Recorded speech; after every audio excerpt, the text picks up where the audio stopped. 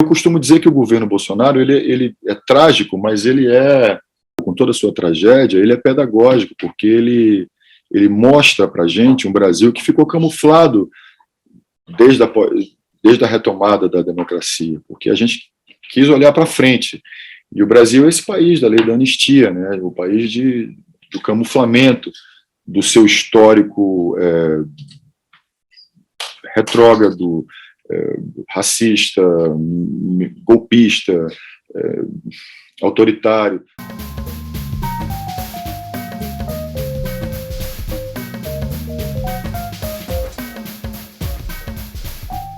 Olá a todas e a todos, está começando agora mais um Brasil de Fato, entrevista, e hoje um papo muito bacana com o ator e diretor Wagner Moura. Tudo bom, Wagner?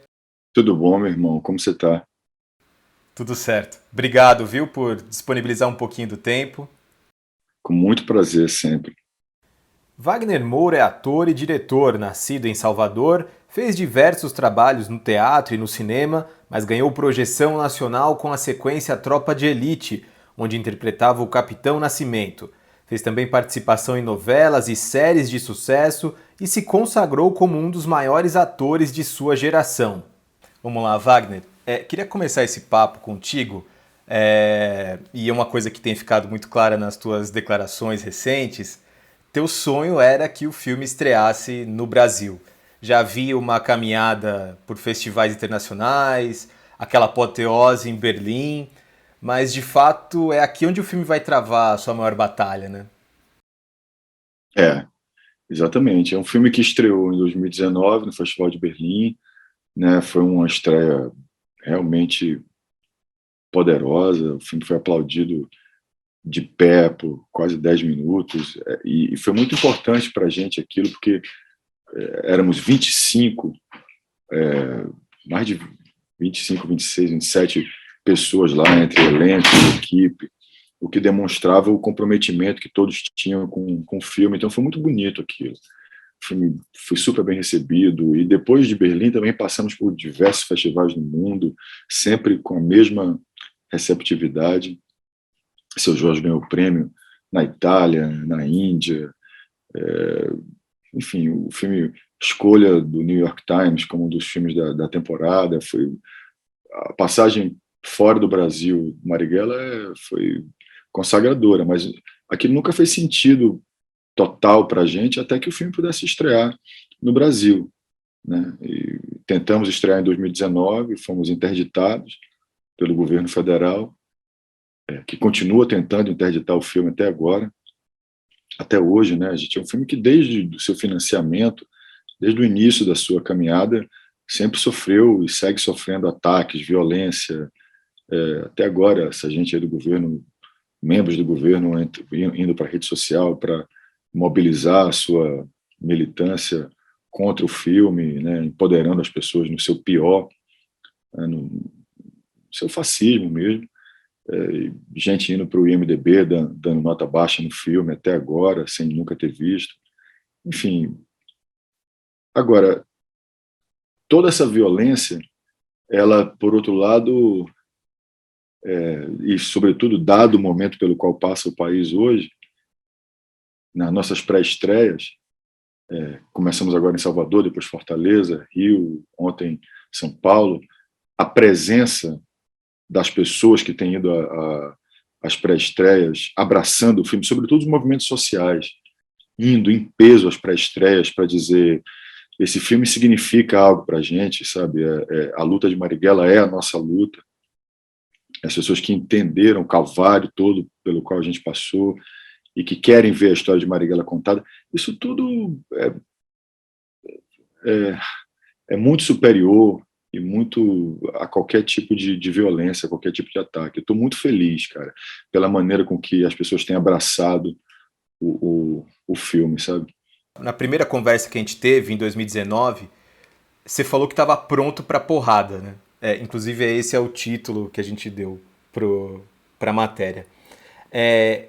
Na última semana, o secretário de Cultura, Mário Frias, foi às redes sociais para... Eu sei que você não tem redes sociais, mas deve ter ficado sabendo. Você criticou o presidente da República, Jair Bolsonaro, e ele disse assim: achou que ia pegar comigo verba pública para esse lixo panfletário? Pede para sair, moleque. É, Ah, e essa mesma secretaria, que agora se pronuncia dessa maneira, censurou diversos espetáculos, né, nos últimos anos, por serem contrários ao governo federal, ao pensamento retrógrado. Então acho que fica fácil de entender que houve uma censura da Ancine ao filme. Você falou que ainda existe algum movimento do governo. Que tipo de movimento é esse? é isso, né? O cara que é responsável pela Secretaria de Cultura no Brasil diz imbecilidades como essa, né? Vai pegar dinheiro comigo. É muito ridículo, né, cara? É muito triste. Eu fiquei pensando assim que esses ataques, esse tipo de postura, de colocação, de declaração por parte do governo federal, eles dizem muito mais sobre o estado das coisas no Brasil hoje do que sobre o filme propriamente dito, né? Eu fiz um filme sobre Marighella. Você não é obrigado a gostar dele, né? É um filme sobre um homem pelo qual eu tenho uma admiração enorme. Eu acho que um personagem da história do Brasil que teve a sua história apagada, silenciada pela narrativa oficial no Brasil e que continua causando medo. É engraçado como o fantasma de Marighella causa ainda hoje talvez mais medo e terror nessa galera do que talvez até mais do que na época em que ele estava vivo. E isso para mim é muito significativo do momento pelo qual o Brasil passa, né? Isso diz muito mais sobre quem são eles e que tipo de pessoas são essas do que sobre o filme que eu fiz, né? O Marighella era um homem do seu tempo, que continua inspirando, como eu disse, todos aqueles que acreditam na justiça social, né? Um homem que sempre esteve ao lado dos mais pobres, dos mais fracos, dos oprimidos, dos trabalhadores, um lutador pela justiça social, um lutador pelos direitos civis, um democrata, apesar de tudo que dizem de Marighella. Marighella foi um democrata que entregou a sua vida na luta pela democracia no Brasil. E acho que tem muito a ver com isso, de você fazer um filme para agora, a tua escolha de levar, por exemplo, o filme para um assentamento do MST na Bahia, né, agora nessa semana agora, né, que a gente conversa, e também para uma ocupação do MTST em São Paulo. Né? Qual que é a importância de levar esse filme para lá, É Wagner? isso. Eu quero aproximar o filme das pessoas pelas quais Marighella lutou, sempre. Eu quero fazer um filme popular. Sempre quis que a ideia inicial do filme era devolver ao imaginário popular a figura desse homem, né, que teve seu nome amaldiçoado, como diz Jorge Amado lá na lápide de Marighella, né, retiro da maldição e do silêncio o seu nome de baiano. A gente sabe que o cinema, nem todo mundo consegue ir a uma sala de cinema, sobretudo hoje em dia, com a pandemia, com os preços, né, nesse Brasil com 19 milhões de pessoas passando fome. Então, o que eu puder fazer para aproximar o filme das pessoas pelas quais Marighella lutou, das pessoas que veem na luta de Marighella a sua luta hoje, no Brasil de hoje, o que eu puder fazer, eu vou fazer. E não só o MST, o MTST, cara, todos os movimentos sociais estão chegando em peso, apoiando o filme, o Levante da Juventude, a Colisão Negra por Direitos está em todas as pré-estreias do filme. Então, para mim, isso é o que eu puder fazer para essa exibição lá no acampamento do MST vai ser gigante, né? E vai ser bonita, vai ser um ato simbólico, político, de muita força. Eu não tenho dúvida de que o filme, nesse momento, ele tem um significado simbólico muito grande. Isso me anima muito. Estaremos lá, lhe acompanhando. Agora falando sobre o filme, Wagner, o Marighella é um thriller de ação, né? Que baita filme que você fez.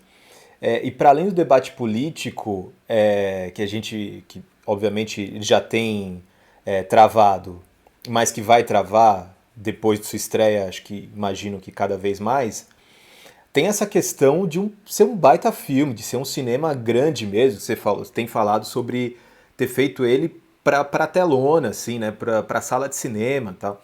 É, isso vem muito de uma influência dos teus trabalhos no cinema de maior repercussão, né, que tem bastante ação, inclusive Tropa, Narcos, etc. Isso influenciou bastante na tua direção? Sim, eu sempre quis fazer um filme popular e acho que o, o cinema de ação é um gênero que tem essa capacidade de comunicação com o público muito grande.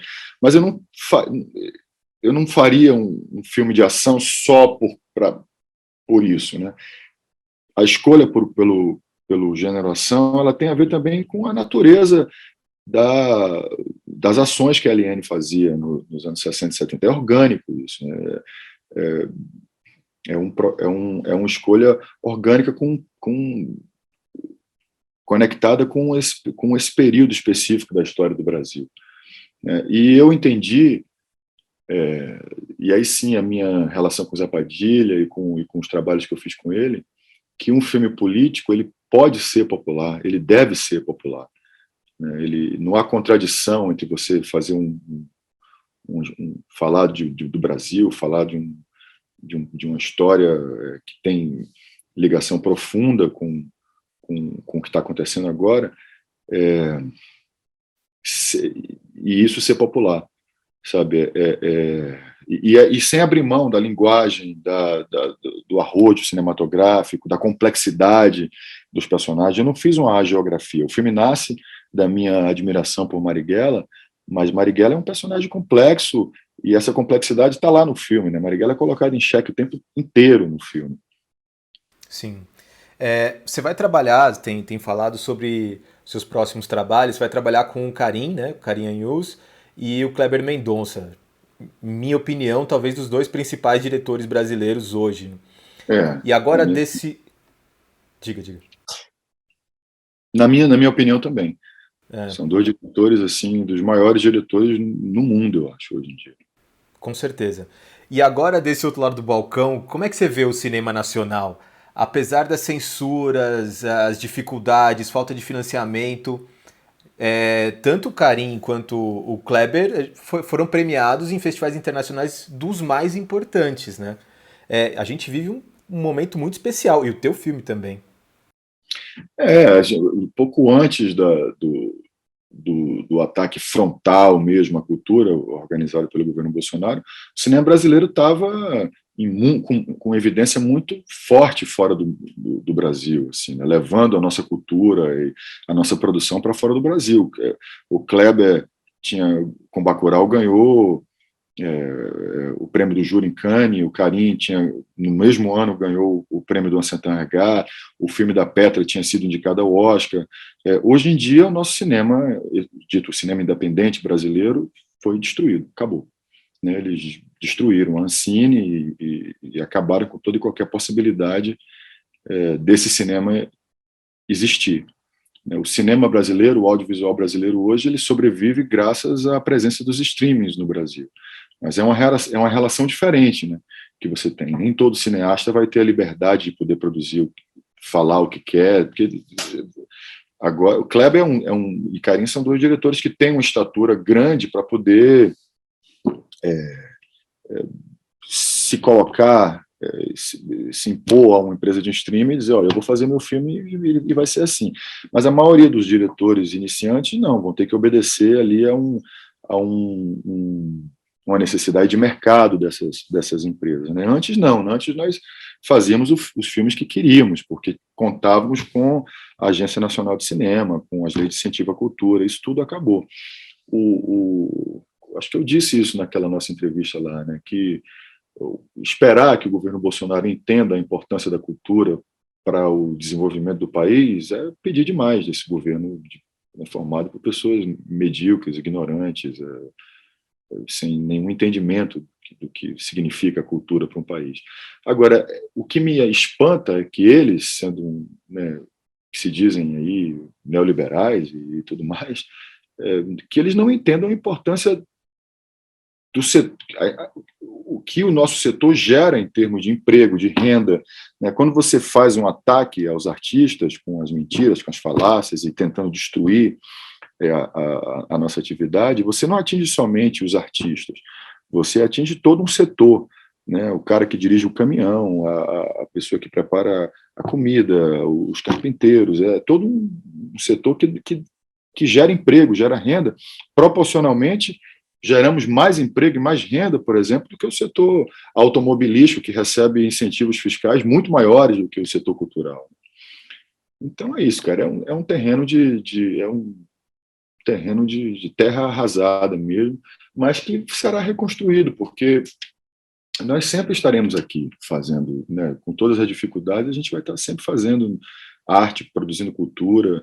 Eu vou citar uma frase que você disse naquele papo que eu achei muito interessante. Triste do país que faz dos artistas inimigos do povo. Uhum.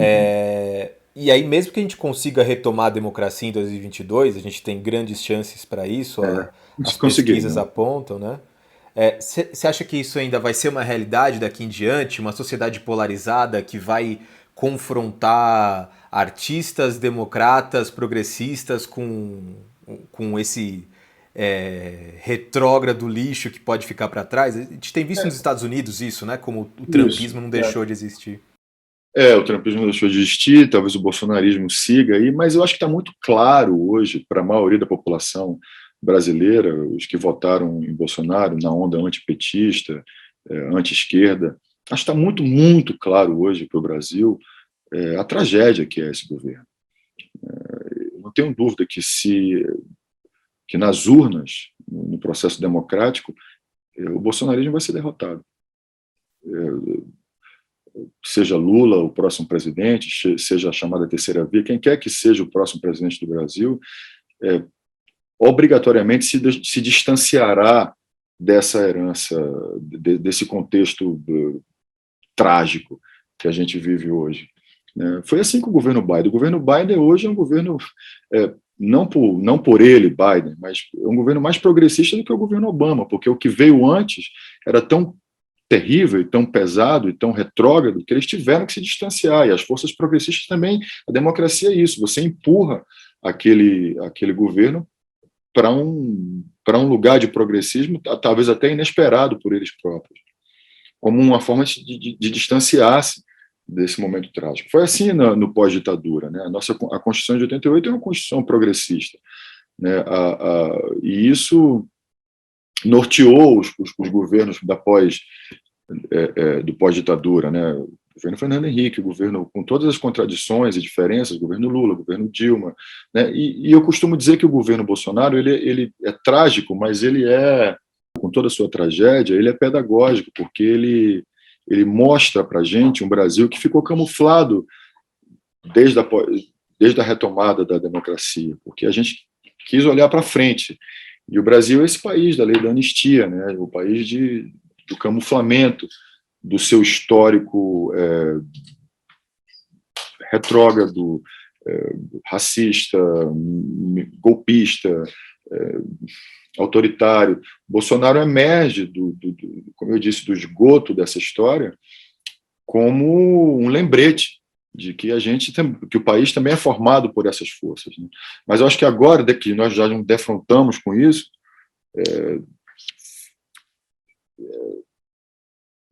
olhamos para isso e acho que o Brasil é muito mais que isso. O progressismo e a vocação que nós temos de ser um país diverso,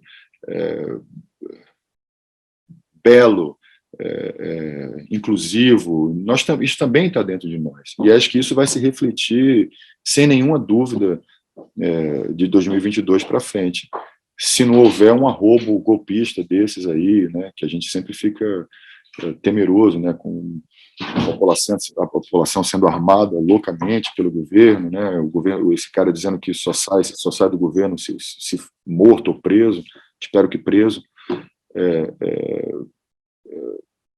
Se não acontecer uma tragédia, uma coisa maluca dessa, né, esse governo cheio de militar e tal, pela via democrática, eu não acredito que nós, brasileiros, vamos repetir o erro de 2018. Vou te colocar agora numa enrascada, inclusive. No 7 de setembro parou no ar essa tentativa de golpe de Estado, né? E lá atrás você disse que não entraria na luta armada se estivesse 64, como fez a LN e Marighella. O Wagner Moura de hoje entraria na luta armada? Não, eu não sei, cara. Você sabe que eu acho isso é uma pergunta difícil mesmo, porque ela exige um grau de complexidade muito grande na resposta. E digo Porque isso porque eu, vendo o filme, né, e comentando com as pessoas, a gente ficou pensando, poxa vida, né? Que você decisão fica pensando isso. maluca. É.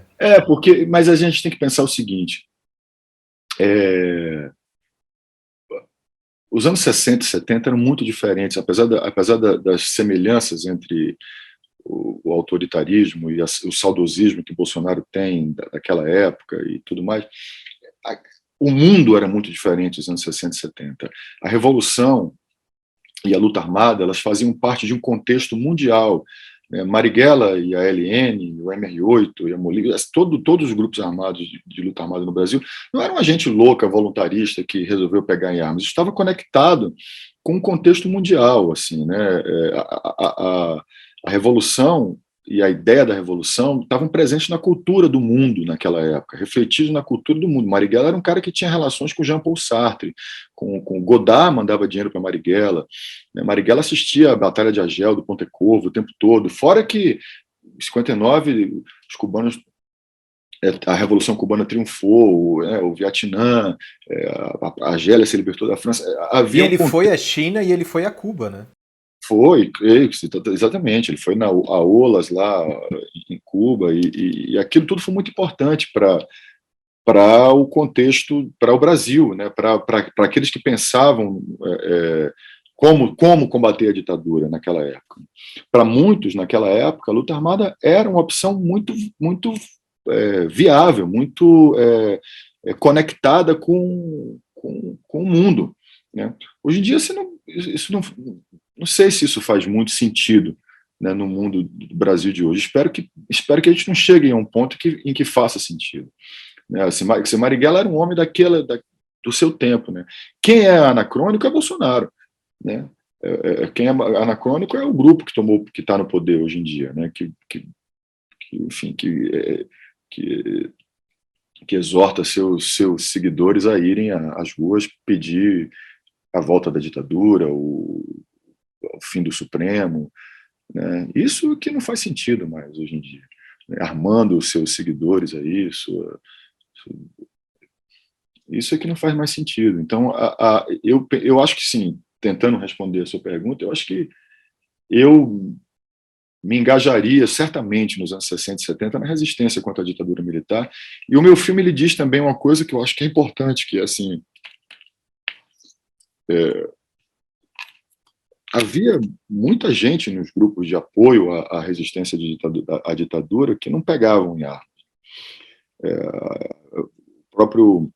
A própria cena com o jornalista, né, que se sacrifica ali para poder divulgar o manifesto dos guerrilheiros, a forma com que Clara conversa com Marighella sobre a ideia da luta armada.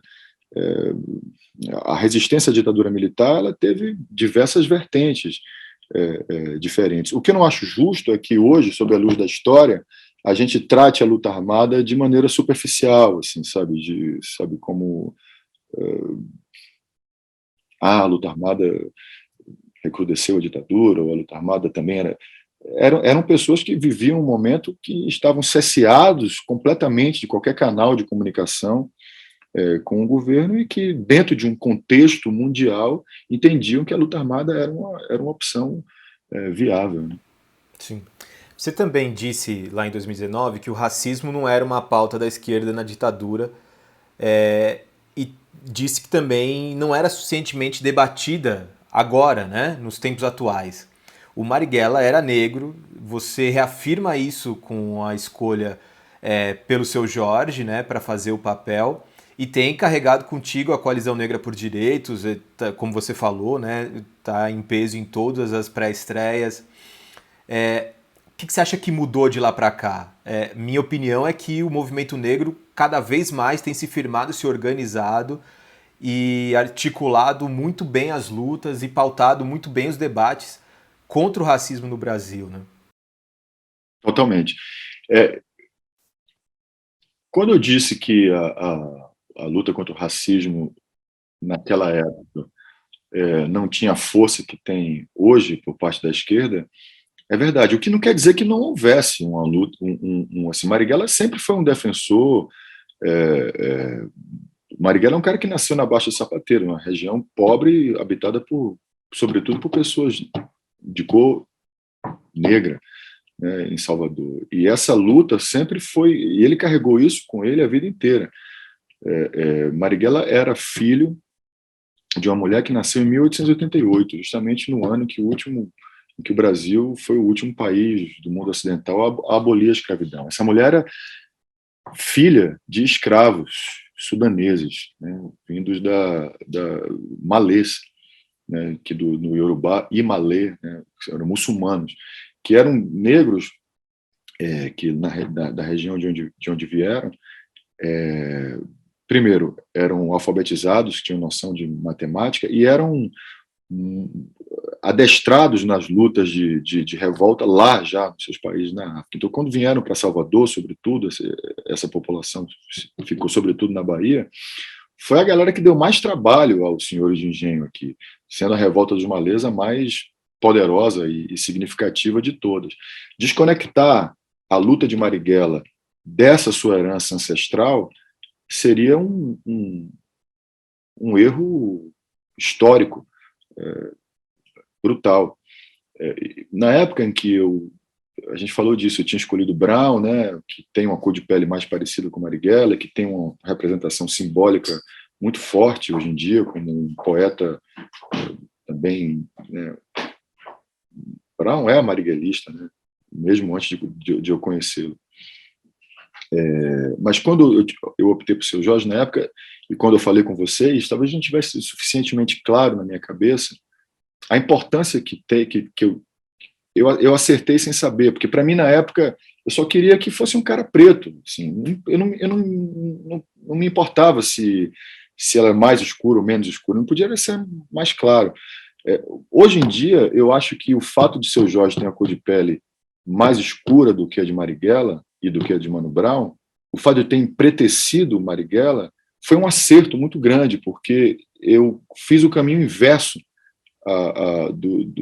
da história do audiovisual brasileiro, que embranquece os seus personagens históricos. Então, quando eu empreteço Marighella, de novo, mesmo que não tenha sido uma coisa consciente na época, eu estou reafirmando a negritude de Marighella e dizendo, por exemplo, para a Coalizão Negra por Direitos e para os movimentos negros em geral, que esse foi um lutador importante para a justiça social, para a democracia, no direito dos mais pobres, das desigualdades civis, e que esse homem era negro. Portanto, que um menino negro possa olhar para esse cara hoje e dizer: esse homem era negro, eu tenho orgulho dele, e era um homem negro, isso para mim é muito importante, sabe?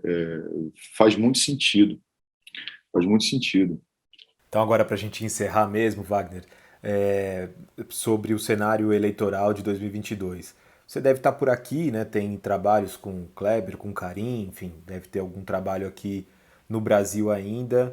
Deve vivenciar um pouco desse clima político que a gente tem para o ano que vem. Você já disse em outras entrevistas que teu voto, se fosse hoje, seria no Lula. Queria saber como é que você está enxergado esse momento político, o que você espera para 2022? Eu acho que a luta hoje é por a retomada da democracia plena. Quer dizer, democracia plena nunca tivemos, mas assim, a retomada de uma base democrática que já tivemos antes e que dali em diante deveria progredir, deveria ir adiante. Nós fomos para trás. Né? É um terreno de terra arrasada. O governo Bolsonaro não é um governo que construiu nada, é um governo de destruição. Ele destruiu basicamente tudo que havia de bom. Todas as conquistas que a gente chegou na nossa jovem democracia foram destruídas. Então, eu acho que agora é um cenário de construção. A gente tem que voltar com os passos e construir. Se a eleição fosse hoje, eu votaria em Lula. Embora lá atrás, na época dos governos do PT, eu pensasse que o Brasil precisava dar ainda um passo ainda mais adiante do que o PT representava. Mas eu acho que agora é a hora da gente reconstruir, né? E eu acho que, nesse momento, a minha opção é pelas políticas de inclusão social. E eu acho que Lula também é um cara que aprendeu e se afetou muito por tudo isso que a gente está falando, né? O próximo governo Lula, mesmo sendo ele esse político hábil e conciliatório e tudo, é nossa responsabilidade também levar um possível governo Lula para um lado mais progressista, né? Forçá-lo aí a caminhar mais para a esquerda do que talvez os governos do PT passados foram. Tomara. Wagner, muito obrigado por esse papo, viu? Sempre bom falar com você, cara. Obrigado, meu irmão. Boa sorte Valeu. com o filme. Obrigado, irmão. Valeu.